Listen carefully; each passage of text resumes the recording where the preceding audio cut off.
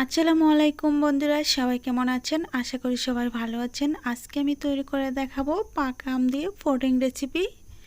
তো এখন যেহেতু আমের সিজন চলছে, তাই আমি পাকা আমের পুডিং তৈরি করে দেখাবো। আর এই পুডিংটা দেখতেও যেমন সুন্দর, খেতে কিন্তু অসম্ভব মজার একটা পুডিং রেসিপি।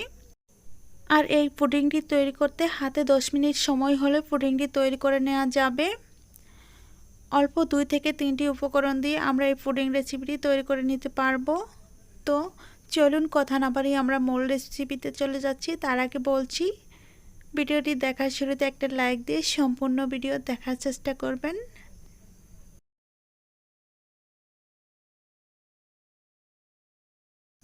পুডিং তৈরি করার জন্য প্রথমে 3টি পাকা আম নিয়েছি। আমার 3টি আমের ওজন হবে প্রায় 1 কেজির মতো। কালারটা সবুজ হলেও কিন্তু আমগুলো অনেকটাই পাকা। একটু দেখিয়ে দিচ্ছি, দেখেন অনেকটা পাকা।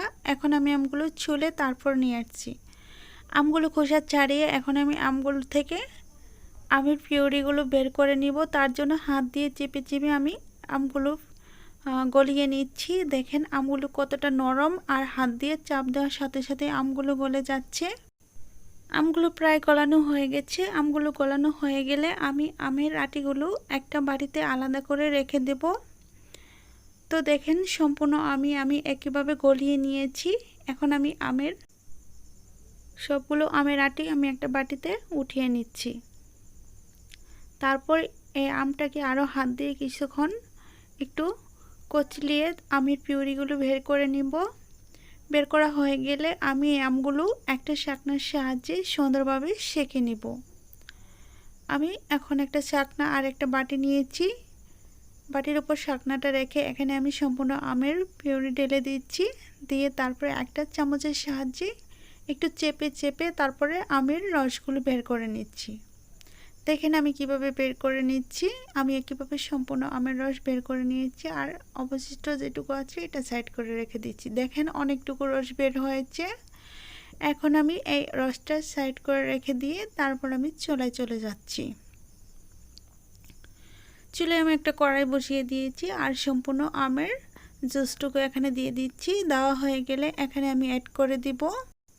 চুলাটাকে ধরিয়ে দিব। ধরিয়ে দেওয়া হয়ে গেলে কিছুক্ষণ নেড়ে চেড়ে তারপরে এখানে আমি অ্যাড করে দিব আগার আগার পাউডার। আপনারা যে কোনো সুপার শপে গেলে এই আগার আগার পাউডারটা পেয়ে যাবেন। আর অবশ্যই আমের পুডিংটা রেডি করার জন্য আগার আগার পাউডারটা লাগবেই। আগার আগার পাউডার দেওয়া হয়ে গেলে এখানে আমি দিয়ে দিচ্ছি স্বাদ মতো চিনি। চিনিটা দিয়ে তারপর আমি আমটাকে ভালোভাবে রান্না করে নিব। রান্না করে নেওয়া হয়ে গেলে এখানে আমি দেব দুধ আর কর্নফ্লাওয়ারের মিশ্রণ। দুধের সাথে আমি 2 চামচ কর্নফ্লাওয়ার দিয়ে একটা মিশ্রণ তৈরি করেছি, আর এই মিশ্রণটা দিয়ে দিব যাতে করে পুডিংটা একটু ঘন হয়ে আসে, একটু বাড়ি হয়ে আসে।